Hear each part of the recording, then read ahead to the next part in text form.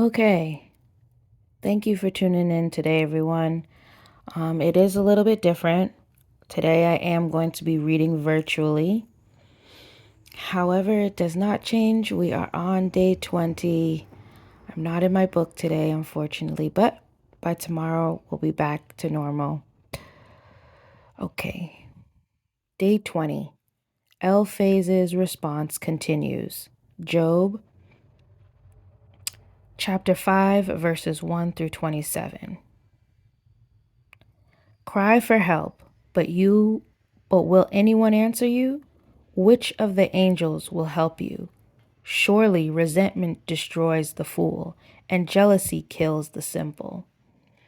But then comes sudden disaster. Their children are abandoned far from help. They are crushed in court with no one to defend them. The hungry devour their harvest, even when it's guarded by brambles. The thirsty pant from their wealth, but evil does not spring from the soil, and trouble does not sprout from the earth. People are born for trouble, as readily as sparks fly up from a fire. If I were you, I would go to God and present my case to him. He does not greet things too marvelous to understand. He performs countless miracles. He gives rain from the earth and water for the fields. He gives prosperity to the poor and protects those who suffer. He frustrates the plans of schemers, so the work of their hands will not succeed. He traps the wise in their own cleverness, so their cunning schemes are thwarted. They find it is dark in the daytime, and they group at noon as if were night. He rescues the poor from the cutting words of the strong, and he rescues them from the clutches of the powerful.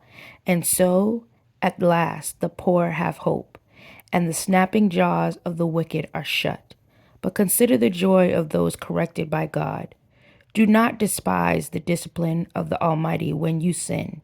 For thou he wounds, he also bandages, he strikes. But his hands also heal. From 6 disasters he will rescue you. Even in the 7th, he will keep you from evil. He will save you from death in time of famine, from the pour of the sword in the time of war. You will be safe from slander, and have no fear when destruction comes. You will laugh at destruction and famine. Wild animals will not terrify you. You will be at peace with the stones of the field, and its wild animals will be at peace with you. You will know that your home is safe. When you survey your possessions, nothing will be missing.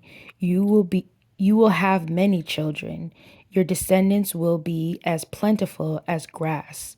You will go to the grave at a ripe old age, like a sheaf of grain harvested at the proper time. You have studied life and found all this to be true. Listen to my counsel. Apply it to yourself. Job's second speech, a response to Eliphaz. Job chapter 6, verse 1 to Job chapter 7, verses 5. Then Job spoke again. If my misery could be weighed and my troubles be put on the scales, they would outweigh all the sands of the sea. That is why I spoke impulsively, for the Almighty has struck me down with his arrows. Their poison infects my spirit. God's terrors are lined up against me. Don't I have a right to complain? Don't wild donkeys bray when they find no grass, and oxen bellow when they have no food? Don't people complain about unsalted food? Does anyone want the tasteless white of an egg? My appetite disappears when I look at it. I gag at the thought of eating it. Oh, that I might have my request, that God would grant me my desire. I wish he would crush me. I wish he would reach out his hand and kill me. At least I can take comfort in this. Despite the pain, I have not denied the words of the Holy One, but I don't have the strength to endure. I have nothing to live for. Do I have the strength of a stone? Is my body made of bronze? No. I'm utterly helpless, without any chance of success.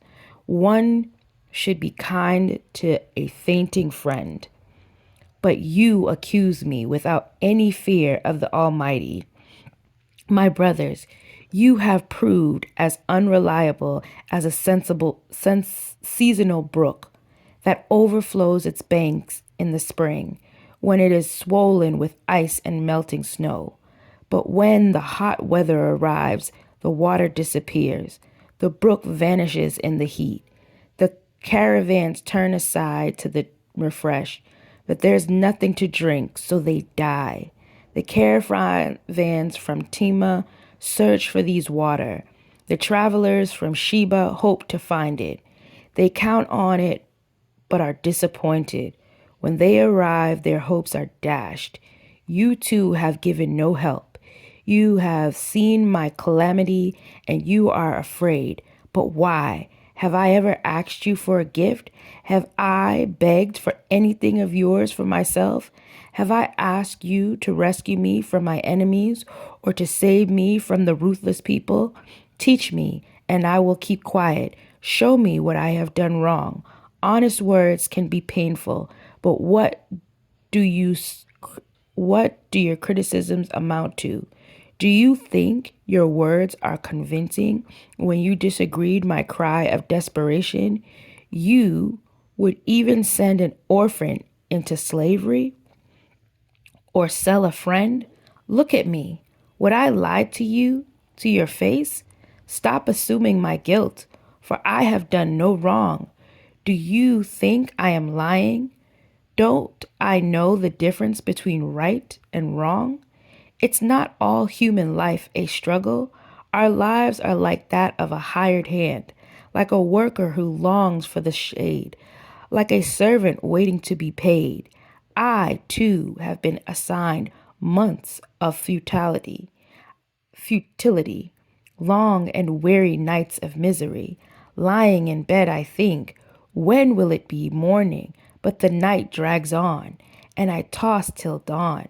My body is covered with maggots and scabs. My skin breaks open, oozing with pus. Job cries out to God. Job chapter 7, 6 verses 21. My days fly faster than a weaver's shuttle.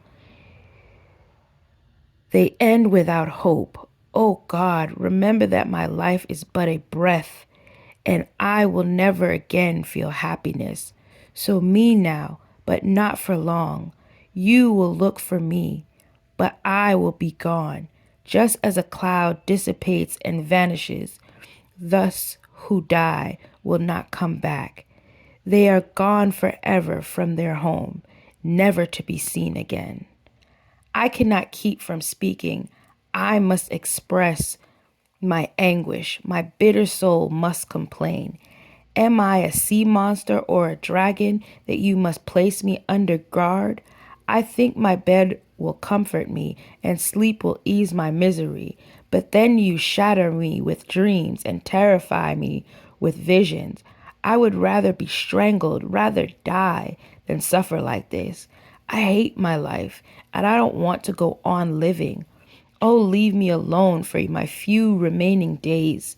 What are people that you should make me so much of us, that you should think of us so often, for you examine us every morning and test us every moment.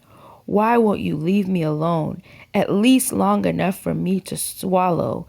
If I have sinned, that I have done to you, O watcher of all humanity, why make me your target? Am I a burden to you? Why not just forgive my sin and take away my guilt? For soon I will lie down in the dust and die. When you look for me, I will be gone. Okay, that ends today, day 20. Thank you so much for tuning in, guys. Again, I know this is a little bit unconventional. Tomorrow we'll be back with a book. If you did like that read, please hit the like button. If you loved it, subscribe or not. But thank you again, and you guys have a blessed rest of your day.